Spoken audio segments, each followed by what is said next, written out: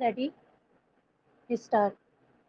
Kerala high court ने माना है कि इस तथ्य के बावजूद कि विवाह विफल हो चुका है, यदि पति पत्नी में से कोई एक आपसी सहमति से तलाक देने से इनकार कर रहा है, तो यह दूसरे पति या पत्नी के साथ क्रूरता करने के अलावा और कुछ नहीं है। कोर्ट ने कहा कि तलाक पर कानून अलगाव के कारण के रूप में गलती और सहमति दोनों को पहचानता है।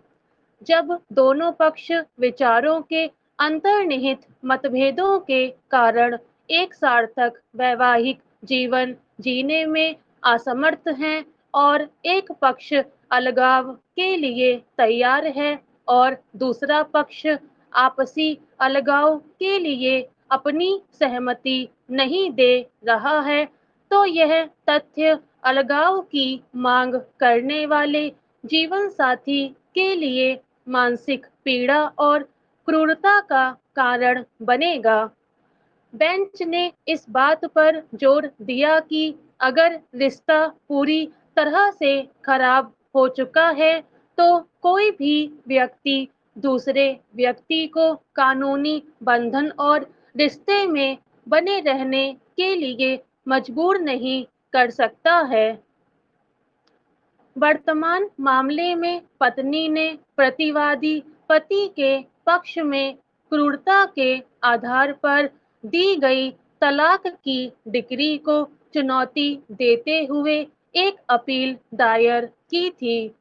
एक अन्य अपील पति द्वारा दायर की गई थी, जिसमें उनके बच्चे की स्थायी कस्टडी की मांग वाली याचिका को खारिज करने के आदेश को चुनौती दी गई है। पति की ओर से पेश अधिवक्ता मजीदा एस ने पत्नी के कथित रूप से झगड़ालू रवैये का प्रमुख रूप से हवाला दिया।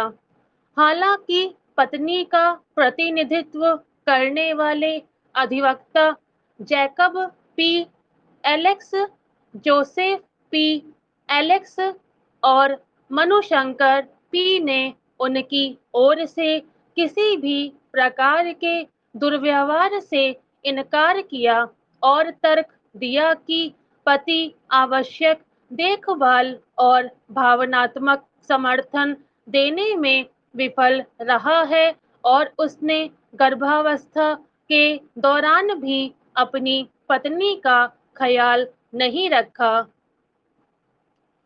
पक्षों को सुनने और दलीलों और सबूतों को देखने के बाद अदालत ने यह राय बनाई कि उनके बीच कोई भावनात्मक बंधन या अंतरंगता विकसित नहीं हुई थी। बेंच ने यह भी कहा कि वे शादी के शुरुआती चरण से ही असंगति असामंजस्य भरा जीवन जी रहे थे।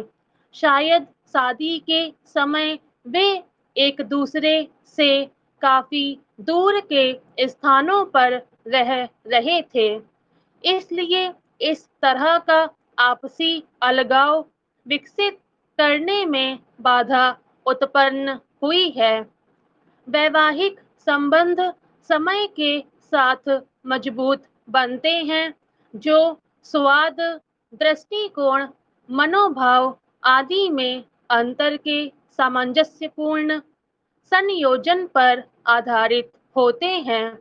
विवाह का प्रारंभिक चरण विवाह के लिए एक मजबूत नींव रखता है। स्टॉप।